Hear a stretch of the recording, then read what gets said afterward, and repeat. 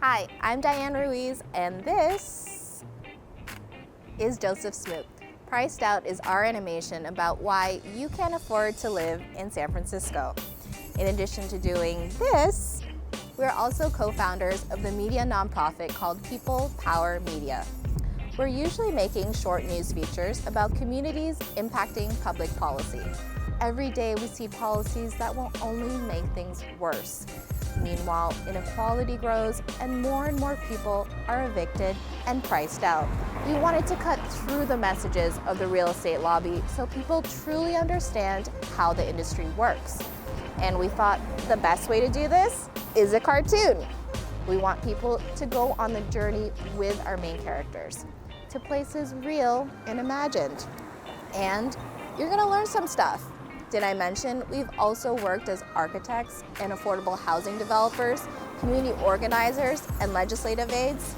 We have a very small but mighty crew to bring this 14-minute animated short to life.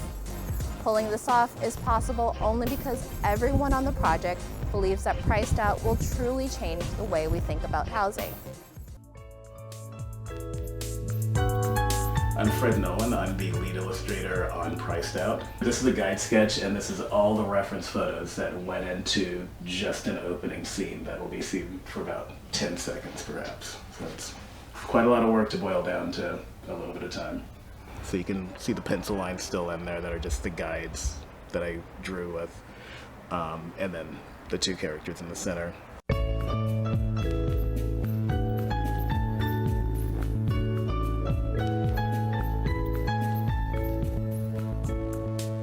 Let's get going. We've got a lot of house hunting to do. Wow, Sumir, you have developments going up all over the city. But what's with these crazy housing prices? As of 2015, there's 30,000 vacant units in San Francisco. Land values in the city are rising to new heights. That's what this rally is all about. Right after, we're going to meet with Mayor Chen. Join us. Priced Out is a huge success. It's won 5 awards and screened at dozens of film festivals and workshops. The next chapter, Solutions. We published a revolutionary framework for equity in city planning that focuses on 5 key values: desegregation, affordability, culture and arts, stability, and sustainability. The DACSS framework has gone on to inspire the creation of the Race and Equity in All Planning Coalition. RepSF is a coalition of over 30 grassroots groups in San Francisco. People of color and low-income communities must lead on the land use decisions that affect their neighborhoods. Join us in making an impact through things like RepSF in an upcoming Housing Solutions documentary. Please donate to People Power Media.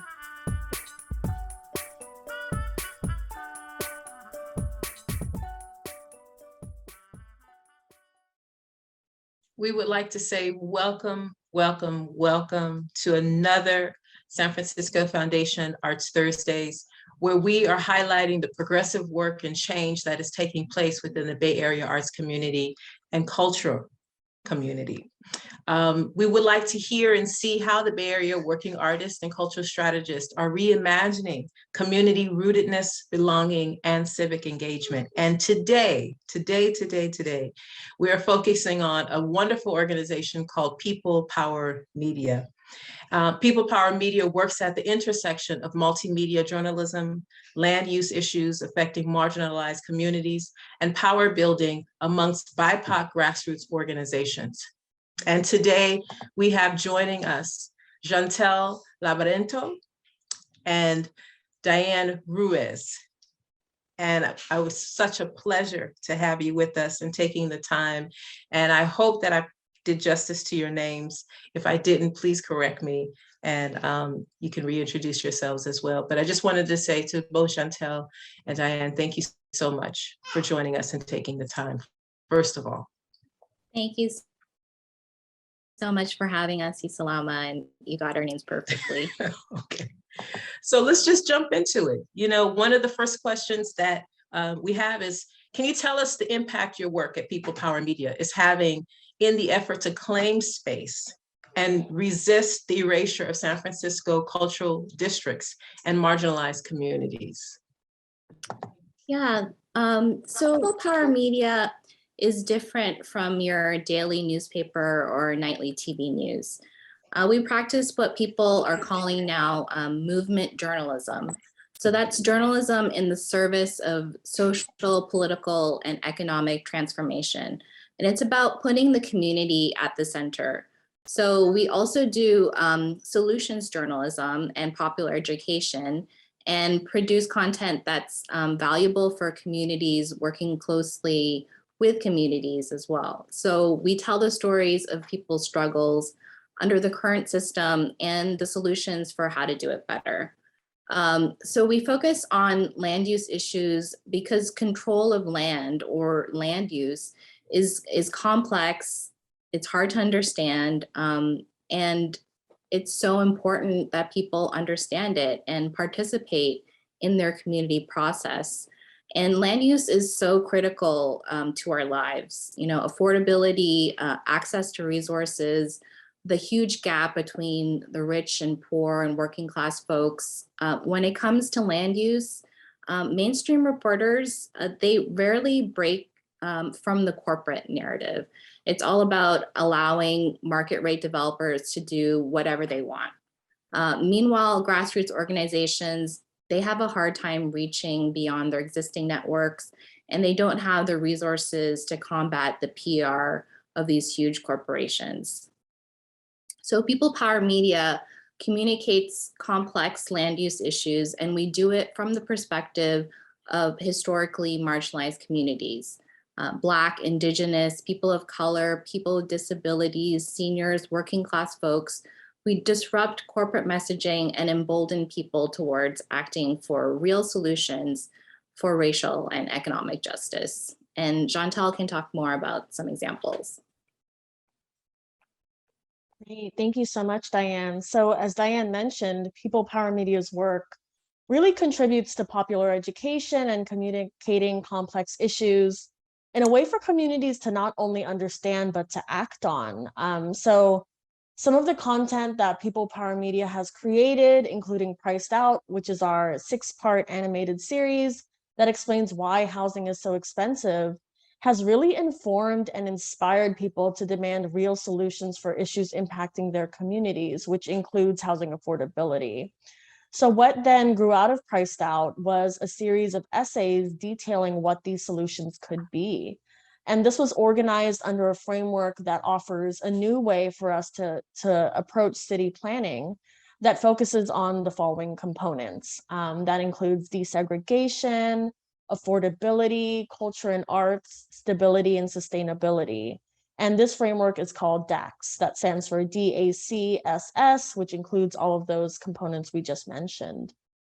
And people in our community really saw value in this DACSS framework and wanted to come together to really dig deeper into what equitable city planning could look like.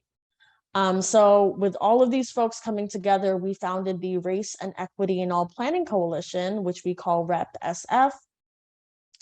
And this coalition has over 30 grassroots organizations, which includes a few of San Francisco's cultural districts that have been doing a lot of work in their own respective right to stabilize their communities, fight displacement, support cultural communities, including artists and cultural workers and residents that make our city diverse and beautiful.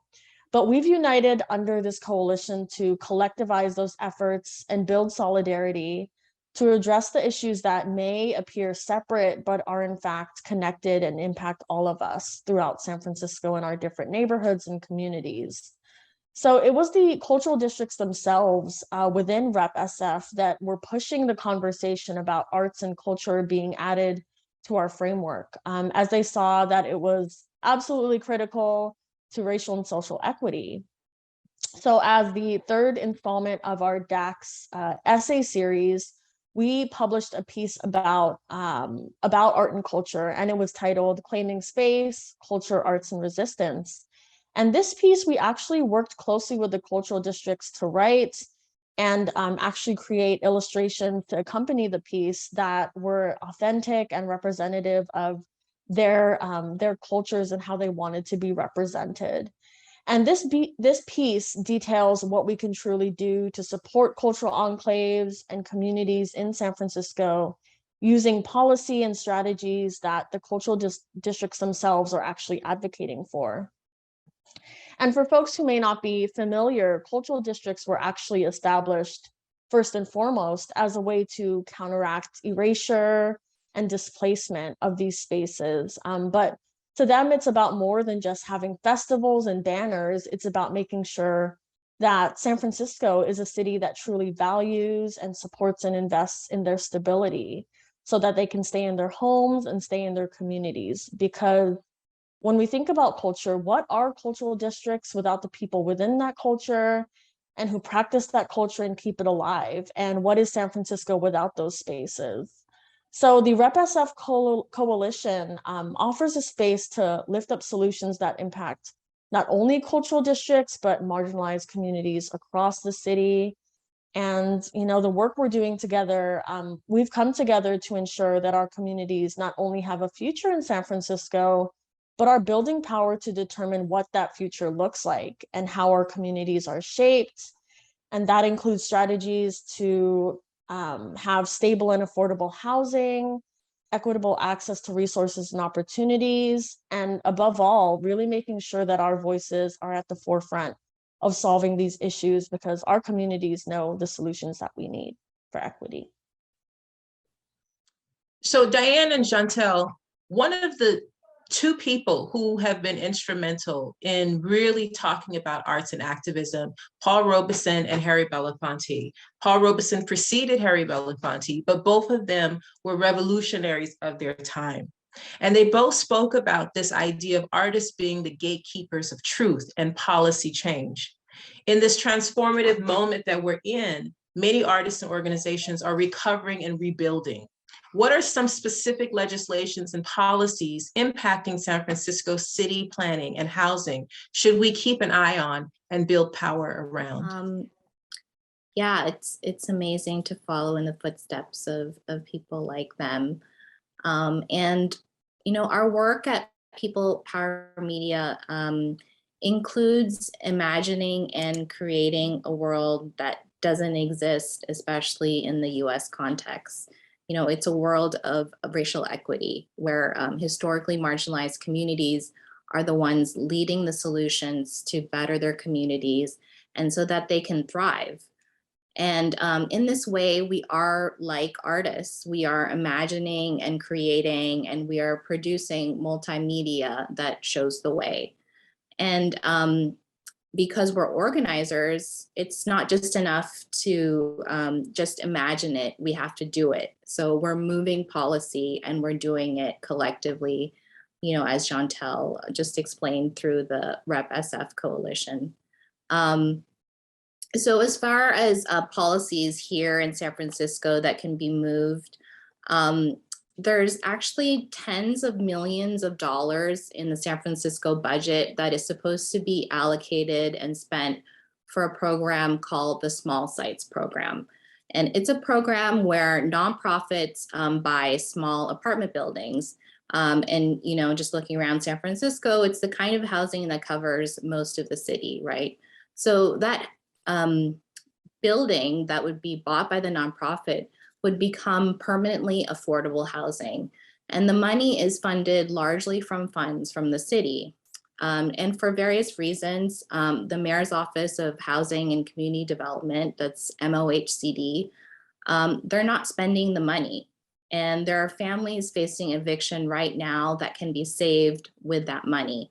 And this is money that San Francisco taxpayers voted overwhelmingly to spend for that purpose.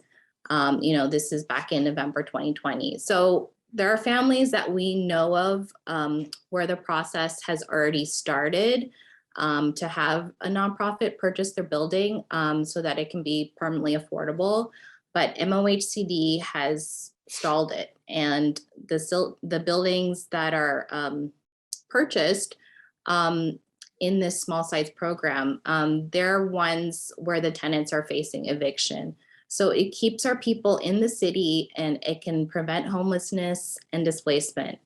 And to get this moving, you need to contact Mayor Breed's office. So tweet at her, email her, call her, tell her to instruct MOHCD to save as many tenants from displacement as possible through this small sites program. Thank you for that. And thank you for giving that to do, right, that people can do right now in this moment to support the work. My last question is, what are some of the ways our viewers can support People Power Media's power building and anti-displacement work? Thanks for this opportunity to share that. So you can contribute through peoplepowermedia.org/donate. You can also join our email blast list that will keep you up to date on our latest articles and efforts. And this week, we're actually launching the new RepSF Coalition website. So we can find out about that. Jeantelle has more details. Great. Thank you so much, Dyan. So as Dyan mentioned, you can check out the new RepSF website at repsf.org. That is repsf.org, where you can learn more about who we are as a coalition and the solutions we envision to achieve equity in city planning and support our communities. And you can also book People Power Media for workshops based on our animation series, Priced Out, to talk more about affordable housing solutions. So thank you so much, Jeantelle and Dyan. That was a very informative moment for both myself and for our audience as well.